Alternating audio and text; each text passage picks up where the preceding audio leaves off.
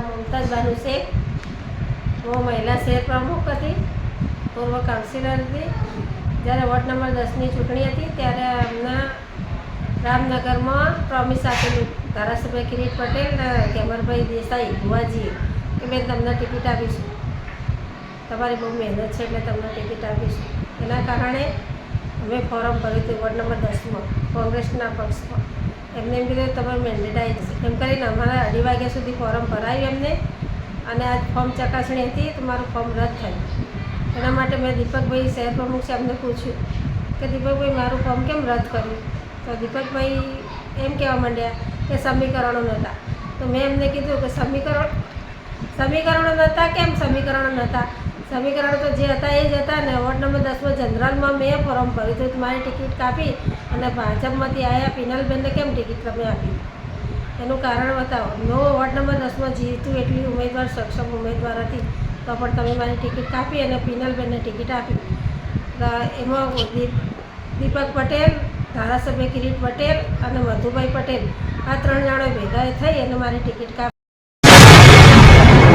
गुजरात की स्थानीय राजनीति में इन दिनों जो घटनाक्रम सामने आ रहे हैं, उन्होंने न सिर्फ कार्यकर्ताओं बल्कि आम जनता को भी सोचने पर मजबूर कर दिया है। अहमदाबाद के जमालपुर वार्ड से लेकर पाटन शहर तक इंडियन नेशनल कांग्रेस की कार्यप्रणाली पर गंभीर सवाल खड़े हो रहे हैं। सवाल सिर्फ टिकट वितरण का नहीं है, बल्कि पार्टी की दिशा, नेतृत्व और नीतियों पर भी उठने लगे हैं। जमालपुर, वोट हमारे, फैसला आपका। अहमदाबाद के जमालपुर वार्ड में जो कुछ हुआ उसने मुस्लिम समाज के बीच गहरी नाराजगी पैदा कर दी है। स्थानीय लोगों का कहना है कि कांग्रेस नेतागिरी ने यहां जाने लोगों को संदेश दिया है कि वोट देना है तो दो, लेकिन उम्मीदवार हम अपनी मर्जी से तय करेंगे। ये नाराजगी इसलिए भी ज़्यादा है क्योंकि जिस महिला को टिकट दिया गया है उसके परिवार पर आरोप है कि उन्होंने पिछले नगर निगम चुनाव में कांग्रेस के खिलाफ काम किया था और ऑल इंडिया मजलिस इत्तेहादुल मुस्लिमीन AIMIM के उम्मीदवारों को जिताने में भूमिका निभाई थी। ऐसे में लोगों का गुस्सा स्वाभाविक है। जमालपुर में अब ये चर्चा आम हो गई है कि जो कांग्रेस को हराए वही अगली बार कांग्रेस का उम्मीदवार बन जाए। ये स्थिति न सिर्फ पार्टी की छवि को नुकसान पहुंचा रही है, बल्कि उसके कोर वोट बैंक में भी असंतोष पैदा कर रही है। कार्यकर्ताओं का मनोबल टूटता हुआ। जमालपुर में वर्षों से काम कर रहे कांग्रेस कार्यकर्ता खुद को ठगा हुआ महसूस कर रहे हैं। उनका कहना है कि उन्होंने हर आंदोलन, हर चुनाव में पार्टी का साथ दिया, लेकिन टिकट ऐसे लोगों को दिया गया जिनकी निष्ठा पर सवाल हैं। ये सवाल अब खुलकर उठ रहा है, क्या कांग्रेस में वफादारी की कोई कीमत नहीं बची? पाटन में भी वही कहानी। जो कुछ जमालपुर में हुआ, कुछ वैसा ही मामला पाटन शहर में भी देखने को मिला है। पाटन के वार्ड नंबर 10 से पाटन शहर महिला कांग्रेस प्रमुख मुमताज बेन ने कांग्रेस नेताओं की सहमति से चुनाव के लिए फॉर्म भरा। वह लंबे समय से पार्टी से जुड़ी हुई थीं और स्थानीय स्तर पर सक्रिय भी थीं। लेकिन अचानक राजनीतिक समीकरण बदल गए।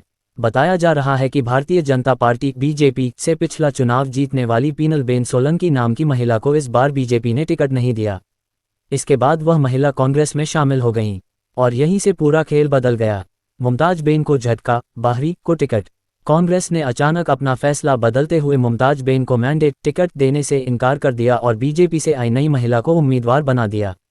यह फैसला पाटन में भी लोगों को चौंकाने वाला लगा। स्थानीय कार्यकर्ताओं और समर्थकों ने इसे समर्पित कार्यकर्ताओं के साथ अन्याय बताया। विरोध की कीमत, सस्पेंशन। सबसे हैरान करने वाली बात तब सामने आई जब मुमताज बेन ने इस फैसले का विरोध किया। बताया जा रहा है कि नाराज होकर उन्होंने अपनी बात रखी, लेकिन इसके जवाब में कांग्रेस ने उन्हें तुरंत पार्टी से सस्पेंड कर दिया। इस घटना ने आग में घी डालने का काम किया। अब सवाल यह उठ रहा है कि क्या कांग्रेस में अपनी बात रखना भी गुनाह हो गया है? कांग्रेस की रणनीति या आत्मघाती कदम? जमालपुर और पाटन दोनों जगहों की घटनाएं एक ही तरह का पैटर्न दिखाती हैं। पुराने और वफादार कार्यकर्ताओं को नज़रअंदाज करना, विरोधी दल से आए लोगों को प्राथमिकता देना और विरोध करने पर सख्त कार्रवाई करना। राजनीतिक जानकारों का मानना है कि यह रणनीति अल्पकालिक फायदे के लिए हो सकती है, लेकिन लंबे समय में ये पार्टी को कमजोर कर सकती है।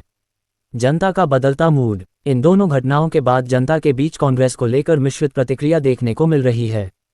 कुछ लोग इसे राजनीतिक मजबूरी मान रहे हैं, लेकिन ज़्यादातर इसे गलत दिशा और नेतृत्व की कमजोरी बता रहे हैं। लोगों के बीच अब ये बात तेजी से फैल रही है, कांग्रेस में मेहनत का नहीं, मौके का खेल चल रहा है। निष्कर्ष, जमालपुर और पाटन की घटनाएं कांग्रेस के लिए एक चेतावनी हैं। अगर पार्टी ने समय रहते अपने फैसलों और रणनीतियों पर पुनर्विचार नहीं किया, तो इसका असर सिर्फ एक वार्ड या एक शहर तक सीमित नहीं रहेगा। सवाल अब सीधा है, क्या कांग्रेस खुद अपने संगठन को कमजोर कर रही है? और सबसे बड़ा सवाल, क्या जनता ऐसे फैसलों को स्वीकार करेगी? अब जवाब चुनाव परिणाम ही देंगे, लेकिन फिलहाल इतना तय है कि कांग्रेस के अंदर उठ रहे ये सवाल आने वाले समय में और भी बड़े तूफान का संकेत दे रहे हैं। હું મમતાજ બાનુ શેખ, મહિલા શહેર પ્રમુખ, પૂર્વ કાઉન્સિલર. જ્યારે મેં નગરપાલિકામાં ફોર્મ ભર્યું ત્યારે મને દીપકભાઈ, મધુભાઈ, કિરીટભાઈ બધાએ કીધું કે બેન તમારું ટિકિટ આપીશું, તમને મેન્ડેટે આપીશું, તમે તારું ફોર્મ ભરો. 2:30 વાગ્યે મને ફોર્મ ભરાયું 2:30 વાગ્યા સુધી. અને જ્યારે આજે ચકાસણી થઈ ત્યારે મારું ફોર્મ રદ કર્યું. ત્યારે મેં દીપકભાઈને ઊભા રાખીને પૂછ્યું કે દીપકભાઈ તમે શું કામ મારી ટિકિટ કાપી? મેં શું ગુનો કર્યો? તો મેં આટલા વર્ષોથી મજૂરી મહેનત કરી તો તમે મારી ટિકિટ કાપી નાખી. હું આવી રીતે દીપકભાઈ જોડે વાત કરતી હતી તો એમાં મધુભાઈ ઉશ્કેરાઈને બોલ્યા કે ચાલે છાની માની ચાલે અહીંથી. તો પછી મારે એમ મધુભાઈને કહેવું પડ્યું કે મધુભાઈ મેં તમને કશું કીધું નહીં, હું દીપકભાઈ જોડે વાત કરું છું તો તમે મને આટલું બધું કેમ બોલો છો? એમાં માથાકૂટ થઈ.